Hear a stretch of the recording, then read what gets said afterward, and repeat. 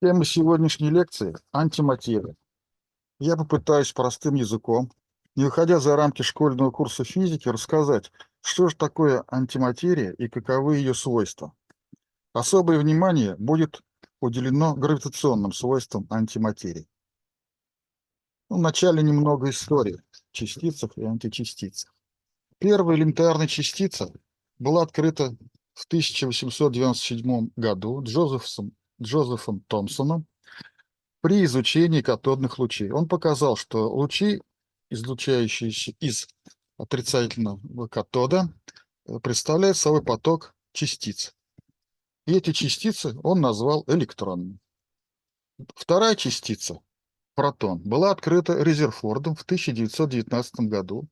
Он облучал атомы альфа-частицами и показал, что внутри атомного ядра содержится положительный заряд. Элементарный Значит, заряд содержится в центре э, атома водорода, и он назвал эту частицу протоном. Элементарный положительный заряд. Вот. Дальше первая античастица, позитрон, была открыта в 1932 году Карлом Андерсоном при изучении потоков космических лучей. И, наконец, антипротон был открыт в 1955 году на ускорителе в Беркли, в лаборатории, которой руководили Эмилио Сегре и Оуэн Чемберлен. Вот. Таким образом, минимальный набор элементарных частиц материи и антиматерии, частиц и античастиц, представляет собой следующее. Значит, электрон, протон, антиэлектрон, то есть позитрон, и антипротон. При объединении электрона и протона получается атом водорода, атом материи, а при объединении позитрона и антипротона получается атом антиводорода, то есть элементарный атом антиматерии. Вот с этим набором мы будем иметь дело при рассуждениях о материи и антиматерии. Несколько слов о водороде. Водород является самым распространенным элементом во Вселенной. На его долю приходится порядка 90% всех атомов во Вселенной. Водород является основной частью звезд и межзвездного газа. На Земле доля водорода составляет 17%, и он входит в основном в органические соединения и содержится в воде. Солнце состоит из водорода, массовое содержание 73%.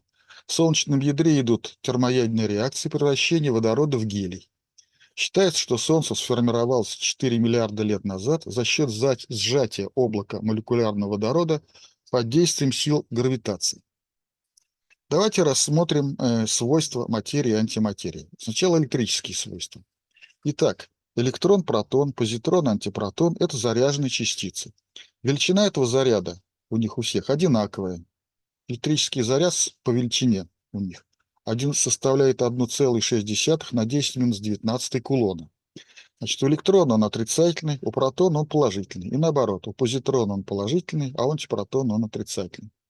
При этом масса электрона и позитрона равны и составляют 0,9 на 10-30 килограмма. Также масса протона и антипротона тоже равны и составляют 1,6 на 10-27 килограмм. Значит, электрические свойства частиц и античастиц описываются законом Кулона. Согласно этому закону, сила, действующая со стороны первой заряженной частицы на вторую, может быть представлена в следующем виде. То есть сила пропорциональна произведению заряда первой частицы на заряд второй частицы и разделенная на квадрат расстояния между этими частицами. Здесь R0 — это единичный вектор, задающий направление от первой частицы ко второй, R0. При этом видно, что если частица заряжена одноименными зарядами, то есть положительными или отрицательными, то сила является силой отталкивания. А если во взаимодействии участвуют заряженные частицы с разными электрическими знаками зарядов, то между частицами осуществляется притяжение. Вот. Теперь гравитационные свойства материи и антиматерии. Значит, материи, все согласно закону всемирного тяготения. Значит, тела все притягиваются, и закон тяготения может быть сформулирован в следующем виде. Сила, действующая со стороны первого тела на второе, может быть записана следующим образом. Значит, она пропорциональна произведению масс первого и второго тела на квадрат расстояния между ними. Коэффициент пропорциональности же носит название гравитационной постоянной. И здесь опять R0 – это единичный вектор, задающий направление от первого тела ко второму. Вот такой вот закон всемирного тяготения. Иногда его называют закон всемирного тяготения Ньютона. Значит, давайте посмотрим на закон Кулона и закон тяготения Ньютона. Вот в законе Кулона заряды могут быть положительные, отрицательные, и силы взаимодействия электрические могут быть как притягивающие, так и отталкивающие. А вот согласно закону всемирного тяготения массы могут лишь притягиваться. Вот. Почему такая асимметрия? Вот ученые предположили, а может быть существуют частицы с отрицательной массой. Тогда будет как гравитационное притяжение, так и отталкивание. Отрицательную массу могли бы иметь, например, частицы антиматерии. Вопрос этот широко дискутируется в научной литературе. Вот здесь я привел несколько публикаций.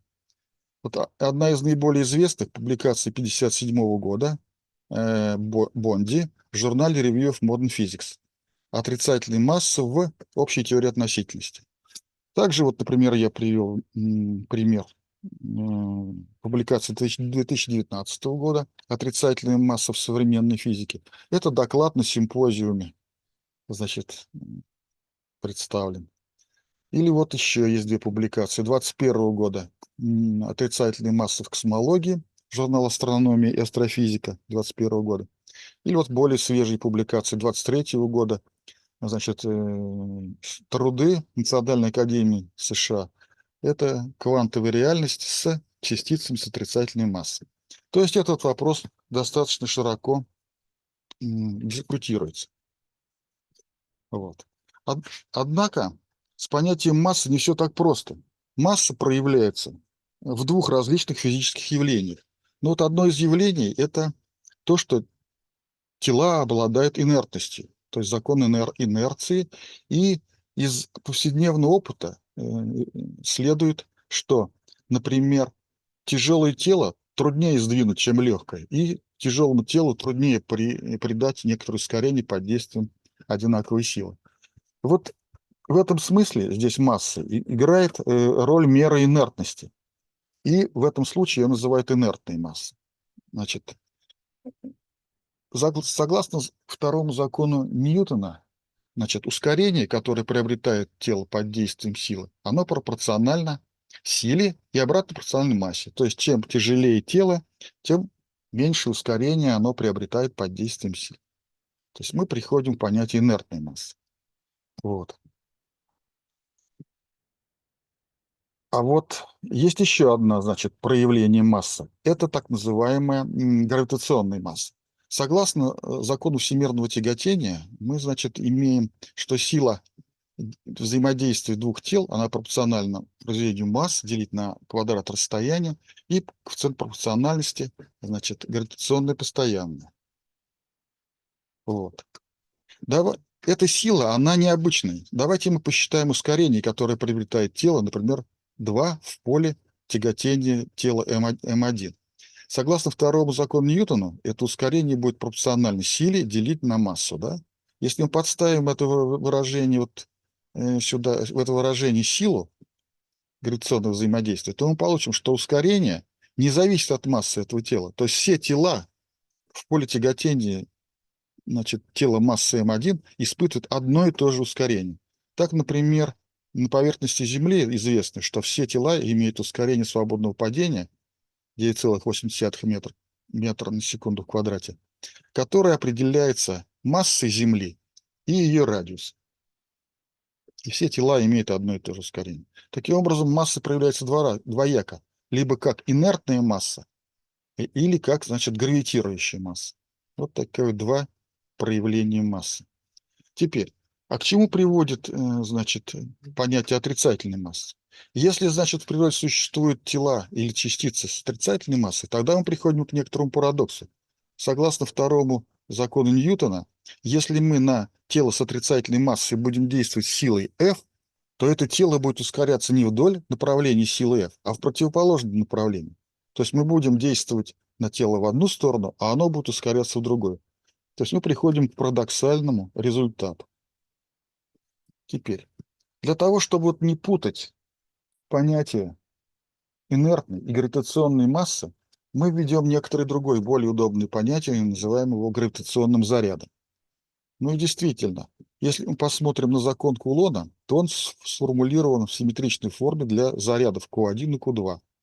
А закон гравитации, значит, он не в такой симметричной форме. Давайте мы его перепишем.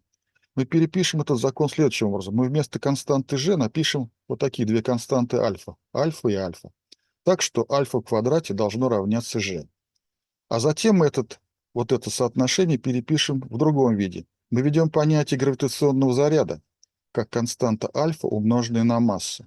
И тогда наш закон всемирного тяготения запишется в форме закона Кулона, где G1 – это гравитационный заряд первого тела, первой частицы, а G2 – это гравитационный заряд второго тела, второй частицы.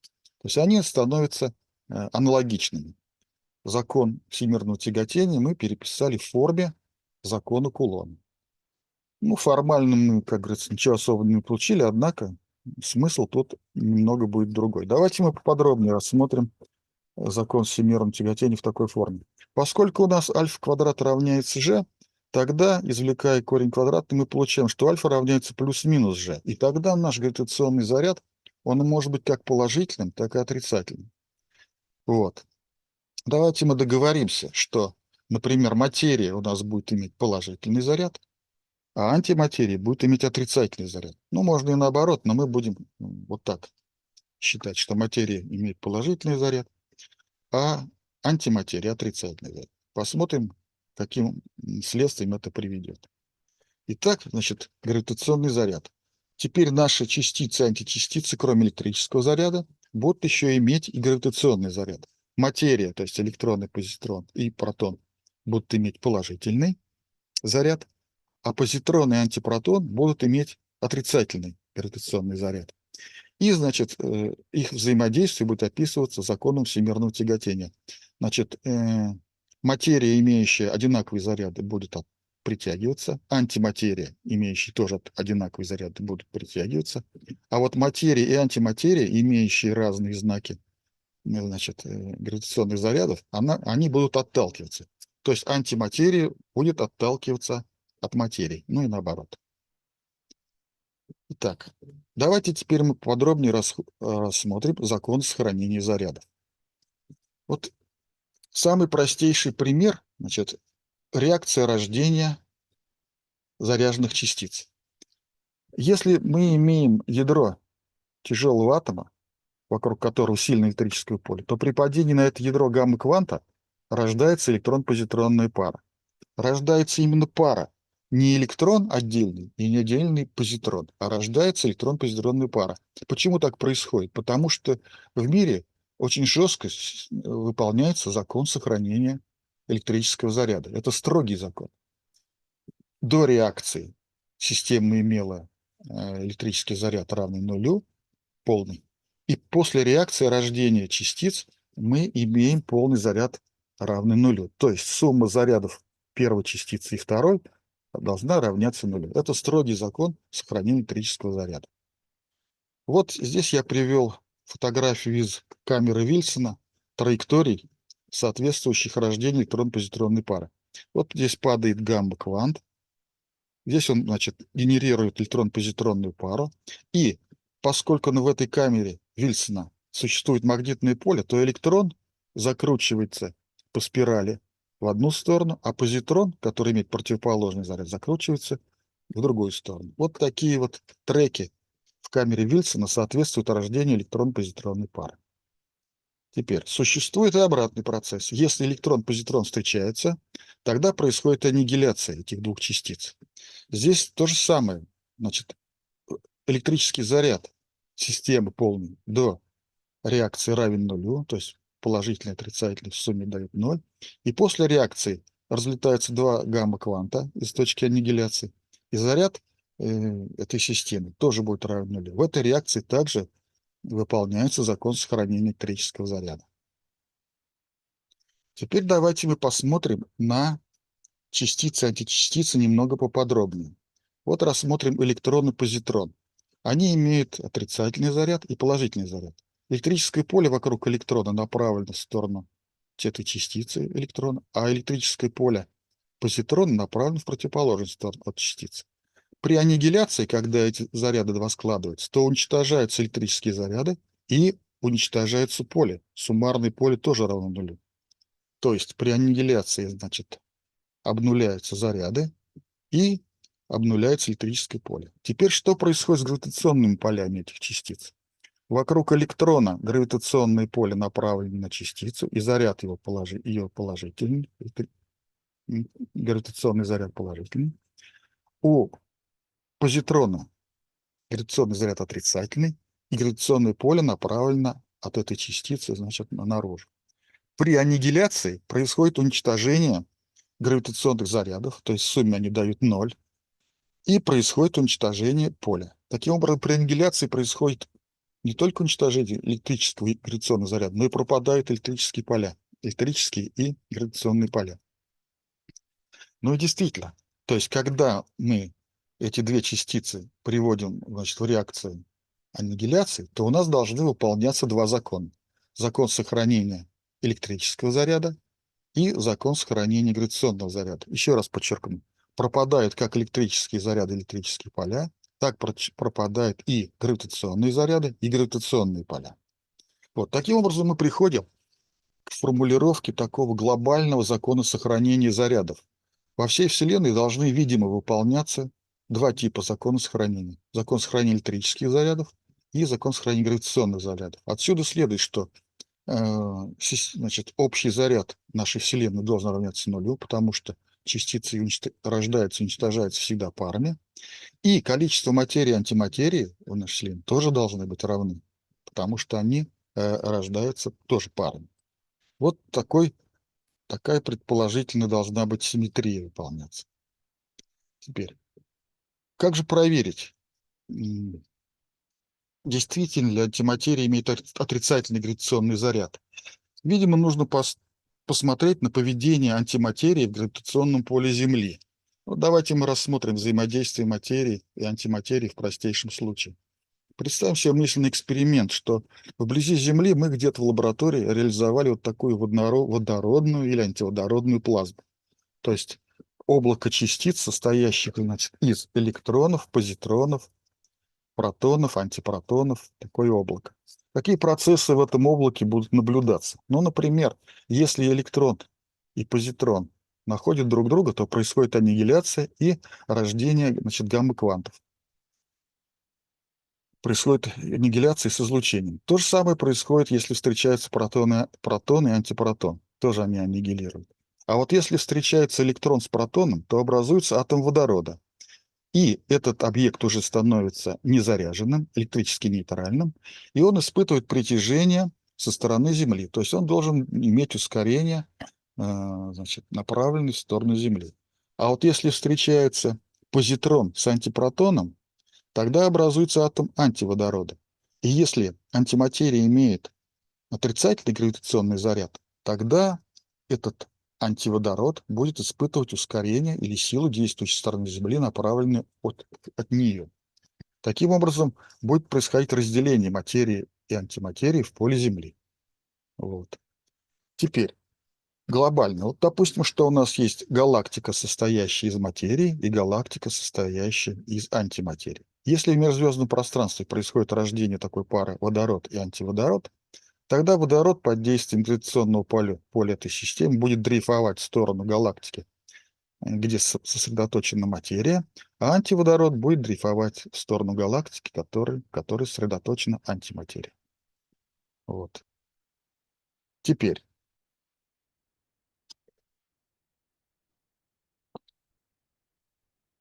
Вот в 2000-х годах была организована специальная лаборатория в Европейском центре ядерных исследований. Она, значит, занималась следующими вещами. Она была их задачи были такие: создание и удержание атомов антиводорода и гравитационные свойства, исследование гравитационных свойств антиводорода. Ну, действительно, где же взять антивещество в нашей галактике или в нашей, так сказать, около нашей Земли? Только его можно создать искусственно, где-то в лабораториях, потому что в свободном состоянии антивещество у нас не содержится. Итак, была создана такая лаборатория, она называется Alpha Collaboration. Вот. Значит, в центре ядерных исследований. Вот здесь фотография, значит, оборудования, которое содержится в этой лаборатории. Оно достаточно сложное. И здесь работает достаточно большая интернациональная группа исследователей, которая постоянно меняется. Вот, и, значит, они занимаются этими тонкими экспериментами. Значит, основной элемент экспериментальной установки – это такая магнитная ловушка. Она представляет собой цилиндр диаметром 25 мм примерно, в который поступают пучки позитронов и антипротонов. Значит, здесь есть катушки электрические, которые создают магнитные поля, и постоянные магниты. Вся эта система конфигурирует некоторую сложную конфигурацию магнитного поля, которая способна удерживать атомы антиводорода в этом пространстве. Вот первые публикации у них были в 2010 году. Они сумели сделать эту антиводородную ловушку. В 2011 году они удерживали атомы антиводорода уже в течение более 10 минут. Вот публикации, значит, 2011 года. И, наконец, в 2023 году были проведены эксперименты по наблюдению поведения атомов антиводорода в гравитационном поле Земли. Что они получили? Значит, эта ловушка была расположена вертикально в поле Земли. Атомы удерживались вот в этой области между двумя областями с сильным магнитным полем, создаваемыми вот этими катушками красными. Здесь было сильное магнитное поле, а здесь слабое. Атомы удерживались в этой области. Потом ток в этих катушках уменьшался, поле здесь уменьшалось, и эта ловушка открывалась. И они наблюдали, куда, так сказать, дрейфуют атомы из этой ловушки. Оказалось, что 80% атомов антиводорода выходят через нижнее сечение этой ловушки, а 20% через верхнее. На основании этого они сделали вывод, что, по-видимому, все-таки антиматерия и испытывает притяжение к Земле. И, по-видимому, закон сохранения для гравитационного заряда не работает. Но это такое серьезное утверждение. Значит, поэтому в настоящее время значит, они проводят работы по повышению частоты экспериментов и по увеличению чувствительности регистрирующей аппаратуры. То есть окончательной точки пока не поставлен, и эксперимент продолжается. Вот такая ситуация, значит, с материей и антиматерией на сегодняшний день. Благодарю вас за внимание. Оставляйте ваши комментарии, и если вы захотите дискутировать, то присылайте мне письма, я с удовольствием вам отвечу. До свидания, всего вам доброго.